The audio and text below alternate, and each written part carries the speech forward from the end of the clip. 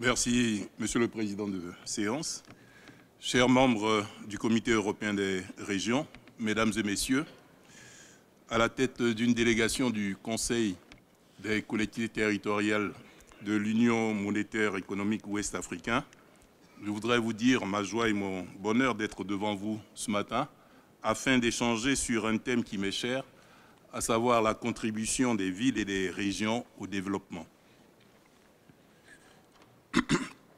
Je ne peux guère aborder cette thématique sans vous faire partager les riches enseignements que je retire du forum Villes et régions pour la coopération au développement qui s'est tenu ici même lundi et mardi dernier. Le forum a constitué un espace de dialogue unique sur la coopération au développement. Et comme l'a rappelé Monsieur le Président, ce sont plus de 650 représentants des autorités locales et régionales de l'Union européenne et des pays partenaires, mais aussi des associations, des réseaux de villes et des praticiens qui se sont rassemblés pour aborder la thématique centrale du développement urbain durable. Il faut rappeler que plus de la moitié de la population mondiale vit désormais en milieu urbain, contre moins de 34% en 1960. Il s'agit donc d'une problématique incontournable. À mesure que le phénomène d'urbanisation s'amplifie, car d'ici à 2050, ce sont 2 milliards de personnes supplémentaires qui vivront en zone urbaine. Nous devons donc apprendre à transformer ce défi exceptionnel en une opportunité exceptionnelle pour nos sociétés. Cette problématique a été abordée par les participants, divisés en petits groupes lors de la session Open Space. Une soixantaine de sujets a ainsi été traités, allant de l'économie solidaire à la gouvernance inclusive. Je tenais donc à féliciter les participants pour leur implication dans les débats et surtout me réjouir de la qualité des recommandations adressées aux institutions européennes. Je retiens notamment que les participants ont recommandé à l'Union européenne de continuer à prêter une attention particulière à la diversité des territoires couverts par sa politique de développement.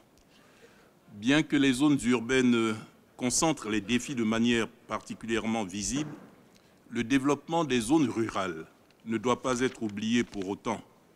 Ainsi, au Niger, un des pays constitutifs de l'Union économique et monétaire ouest-africaine, ce sont 83,65% de la population qui vivait en zone rurale en 2017.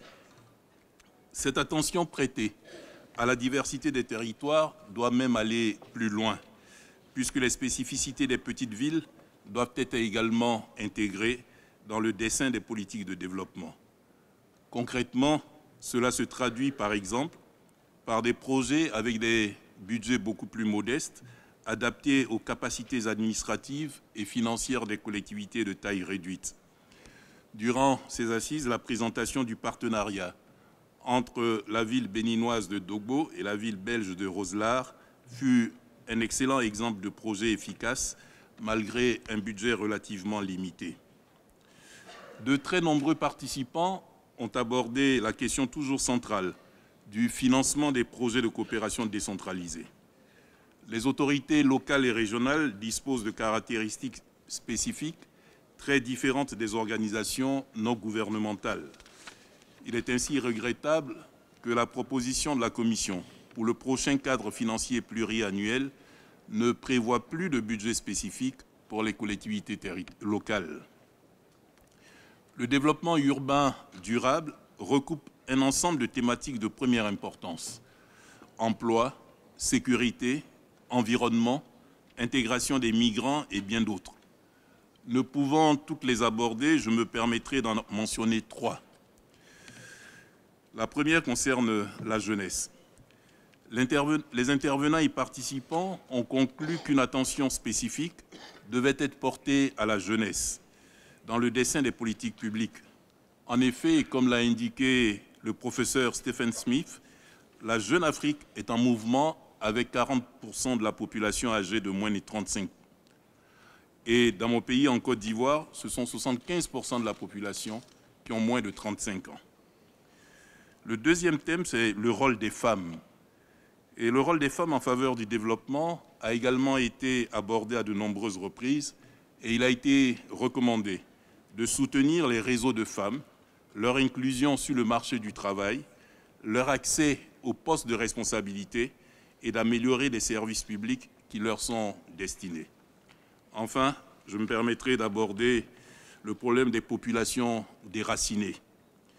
Il est ressorti des échanges tenus lors du forum que la logique partenariale de la coopération décentralisée peut être un levier stratégique pour transformer la perception d'une migration de crise à une migration opportunité.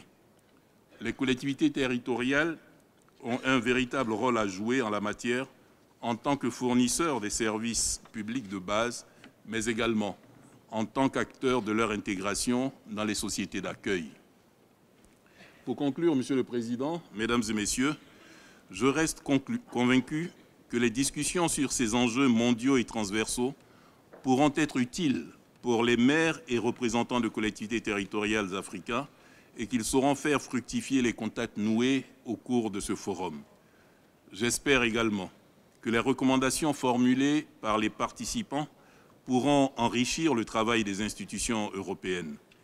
Pour ce faire, j'appelle spécifiquement les membres du comité de région à ne pas laisser les recommandations de la communauté de la coopération au développement devenir lettres mortes et à les intégrer autant que possible, tant dans leurs travaux législatifs bruxellois que dans la mise en œuvre des politiques publiques dans leurs différentes et respectives circonscriptions.